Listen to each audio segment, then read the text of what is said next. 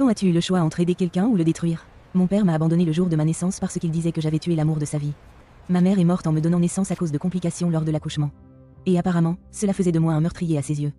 Alors il m'a littéralement confié à sa sœur comme si j'étais un déchet radioactif et n'a jamais regardé en arrière. Ma tante Linda m'a élevée, et elle était tout ce qu'un parent devrait être. Patiente, aimante et présente, mais à chaque événement familial, il était là, mon père biologique agissant comme si je n'existais pas. Il racontait des histoires sur sa famille pendant que j'étais assise là comme un fantôme à la table. De mes propres proches. Quand j'avais 7 ans, j'ai essayé de lui montrer un dessin que j'avais fait à l'école. Mais il m'a simplement ignoré et a demandé à mon oncle des nouvelles du match.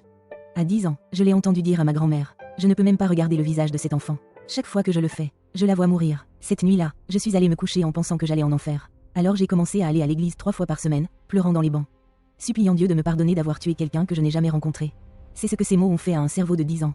Le lycée a été le summum de sa cruauté. Il venait au match de basket de mon cousin, mais sautait les miens. Quand des proches me demandaient de mes nouvelles, il disait: Linda s'occupe de l'enfant comme si j'étais un orphelin quelconque. La seule fois où je l'ai confronté en terminale, devant l'enterrement de mon grand-père, il a dit: tu veux savoir pourquoi je ne peux pas être ton père? Parce que tu as enlevé la seule personne que j'ai jamais aimée. Chaque souffle que tu prends est un souffle qu'elle ne prendra plus jamais.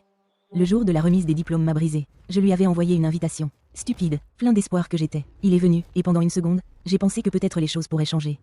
Puis il m'a pris à part et a dit: tu as 18 ans maintenant. J'ai rempli mon obligation légale en envoyant de l'argent à Linda. Ne me contacte plus, nous ne sommes rien l'un pour l'autre. C'était tout. La dernière fois que j'ai essayé, je suis allée en thérapie. J'ai rencontré quelqu'un qui m'aimait, et j'ai même commencé à appeler Linda maman parce qu'elle l'avait mérité. Je pensais que ce chapitre était clos. Puis, 12 ans plus tard, mon téléphone a sonné avec un numéro inconnu. C'était lui. Salut, alors, j'ai besoin de te voir. Il a dit, la voix tendue.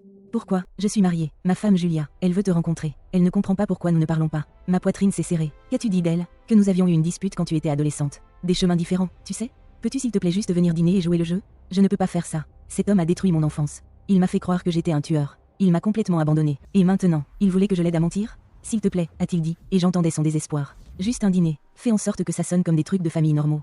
Que nous nous sommes éloignés. Peut-être que j'étais stricte et que tu étais rebelle. J'étais sur le point de raccrocher quand j'ai eu une idée. Il était vulnérable. Il avait besoin de quelque chose de moi. Après toutes ces années, j'avais enfin le pouvoir. Que devrais-je dire exactement? Ai-je demandé. Il a expiré de soulagement. Reste vague. Rien de précis. Tu sais, les trucs normaux de père et fils. Il a appelé ça normal. Tenté d'effacer mon existence entière. Alors j'ai accepté, sachant ce que j'allais faire. Il voulait que je sauve son mariage avec des mensonges. J'allais le détruire avec la vérité. Je lui ai envoyé un SMS plus tard. Merci de m'avoir contacté. J'ai hâte de rencontrer Julia. Il a répondu immédiatement avec des émojis de soulagement. L'homme qui ne pouvait pas me regarder pendant 18 ans m'envoyait des smileys.